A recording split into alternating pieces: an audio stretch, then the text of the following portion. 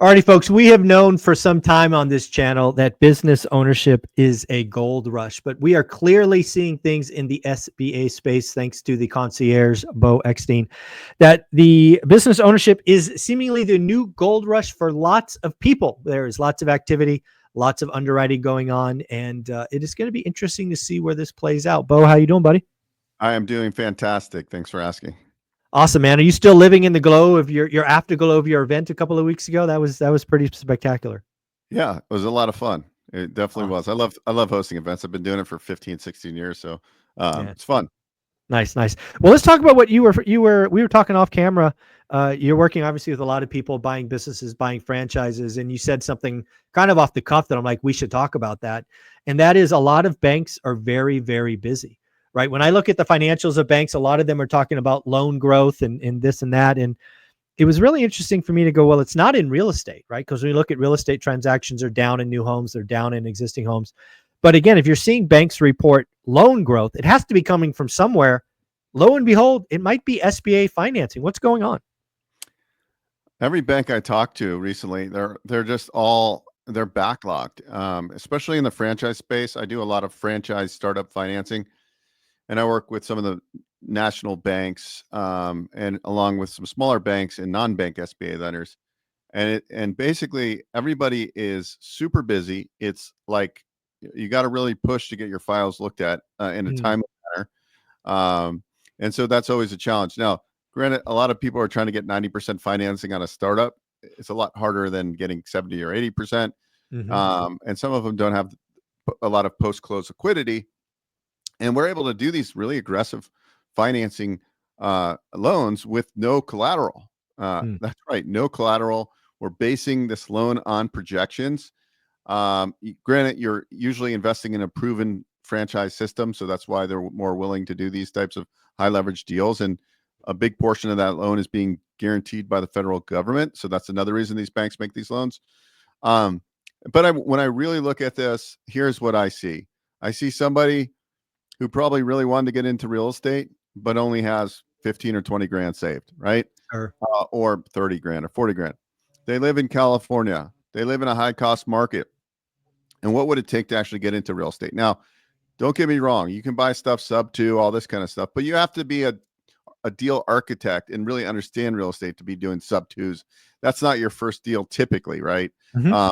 So you need money to get into real estate, a lot of money. You need to save up a down payment unless you start with it. So I think as rates are, they're where they're at, people are like, well, where is the cash flow right now? What can I do other than real estate? Perhaps they have 1 or 2 rental properties. And yeah, you know what? I actually think it's social media. I think Cody Davis, Alex Hormozy, Gary Vee to some extent. I really think it's Alex and Cody, at least from where I sit. I think they're really painting a vision that starting a business is the right answer. I think Alex Hormozy is on his 3rd book launch. I've already bought the 3rd book. I bought the first 2. I bought the 3rd one. I think Cody has been doing an amazing job. I think this is what I think's happening. This just came to me. So I don't know, when was it? Let's call it 30 years ago, 25 years ago for sure. Rich Dad, Poor Dad was a bolt of lightning for me. It changed my mindset. It opened a door that I didn't even know was there, which was buy and hold real estate. I think what Alex, Cody, and probably a few others are doing is showing how starting a business, whether it's a franchise, whether it's buying a business from a baby boomer, I just think we're in that moment where more people are going, I need to take control. I need to own my own thing.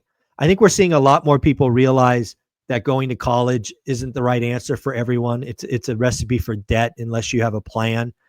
And I just think business ownership, business starting is like, it's in the sun. It's like the right answer for lots of people. That just hit me. I think that's what's going on. Yes, I agree 100%. And here's where I think you should be paying attention right now if you're watching this. The difference of real estate versus owning a business is there's way more moving parts owning a business. It's way more time consuming. It's way harder in many cases. So people that are taking this lightly, like, hey, I'm just going to invest some money and I'm going to hire a manager and it's going to be rosy peachy. there's a lot of failure rate in business ownership, a lot. So Amen. I'm Yes. not talking out like, hey, buy a business. It's like best thing since sliced bread. It's not. It's you're going to put in work, and some of you will fail that aren't paying attention and aren't really understanding what you're getting involved with. But for Mhm. those ones that understand grit, daily discipline, you will be successful. So that's the difference. I want to point that out because I'm not saying everybody should own a business because you're going to be successful. We already know if you look at, I look at a lot of franchises, and not every franchise is good. There's a lot of people that have signed up for a franchise or a business and they realize they got in over their head and they end up selling it a year or two later for a loss. So if you want to own a business, just know that you need to be gritty and you need to go after it. Can it be semi-absentee? Yes, but that usually takes 12, 18 months. So you're going to be working two jobs essentially in the beginning, no matter what, even For if they sure. paint this picture of this business model that's going to magically run itself. But what I will say is leverage plus cash flow equals wealth accelerator. The tax strategy that few of us talk about by owning a business, franchise equals business in a box, but it has to be executed, right? You can have all the playbooks in the world. If you can't execute, you're not going to be successful. And then, is there an exit plan like there is with real estate? Of course there is. There is an exit plan. You can sell it and understand what a multiple you'll be selling at. Like when Jordan talked at our expo, he's a laundromat guy. Laundromats are trading at a higher multiple than they were 10 years ago because of people like Cody Sanchez.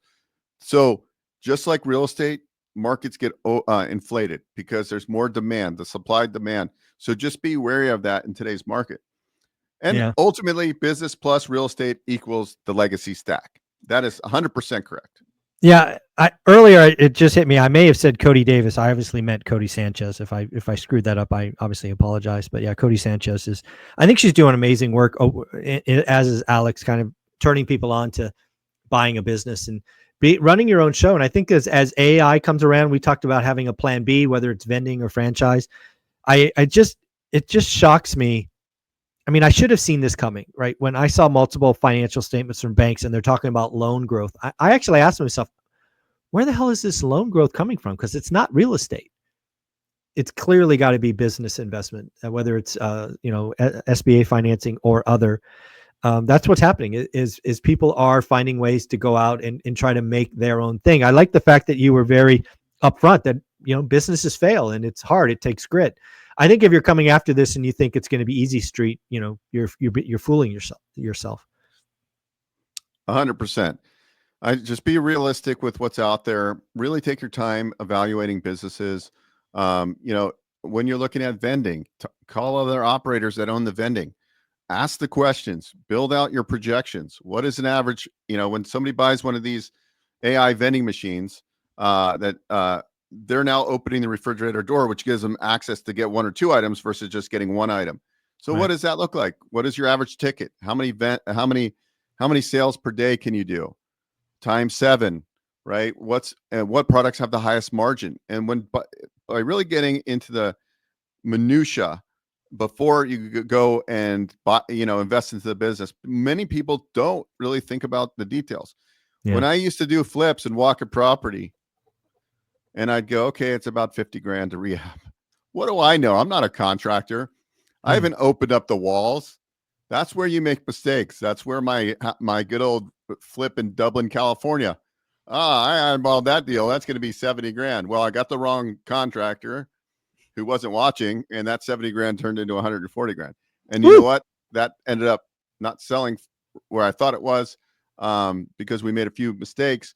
So doing the work beforehand on flips or buying a business or any of your real estate ventures or business ventures is so important. Some of us just go in without thinking.